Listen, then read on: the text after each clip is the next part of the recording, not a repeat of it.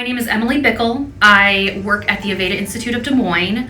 I'm an educator there. I teach the alpha phase, which is the cutting phase. I wanted to be a lawyer, honestly, but that was more high school. I think I wanted to be a dentist or probably a ballerina or something like that. Sometimes I think people get into this industry thinking you get to play with hair every day, and yes, you get to do that, but you are working. It is a hard job, and you have to be consistent, number one.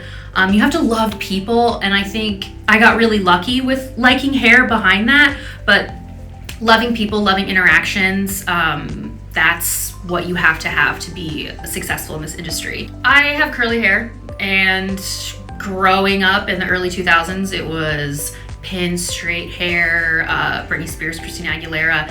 And I wore my hair in a ponytail all throughout high school and just slicked it all back and just tried to ignore it as much as possible.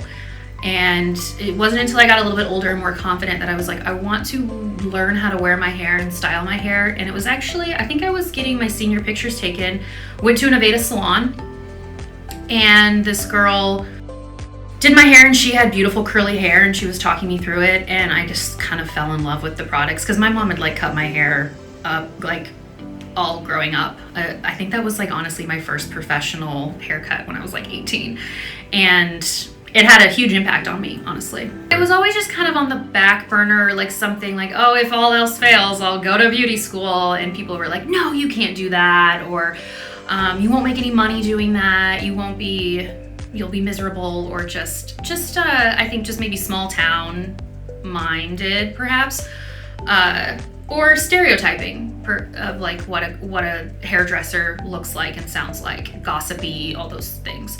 And yeah, she told me about getting my haircut done from her, and then she told me about the beauty school, and it had been open for maybe like it wasn't that old, maybe just like 3 or 5 years old.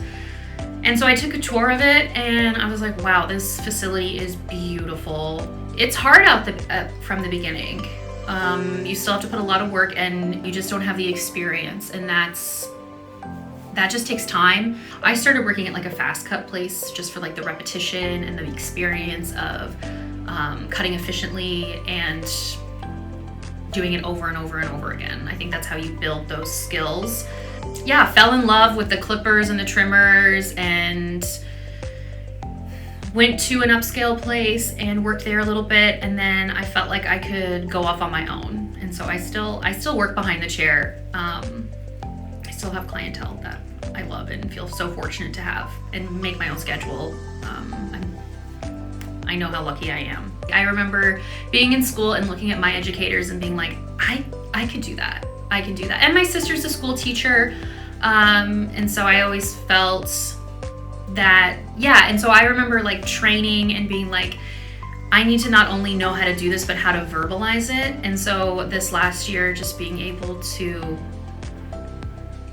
refine that more has been really great. Now that I like interact with so many 18 to 22 year olds, I wish I could talk to my younger self. I'm like, was I? Because I'm a bit mouthy, or I stand up for myself for sure. So I'm curious. I don't know.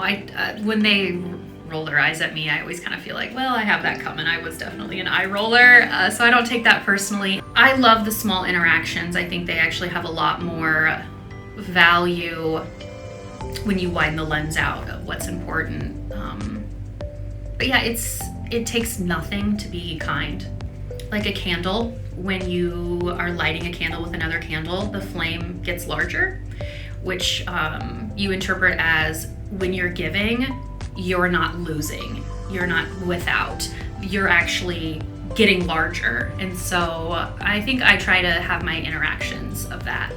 And when it especially comes with education, like I'm not here to keep secrets or gatekeep any information, because the hairdressers above me and in the history have shared all their information with me. So that's what I'm here to do as well, and give that away. It's been everything, honestly. Like, I don't know. Yeah, it's easy to say what I would do if I wasn't a hairdresser, but like the reality of that, I honestly have no idea what I would do if I wasn't being a hairdresser.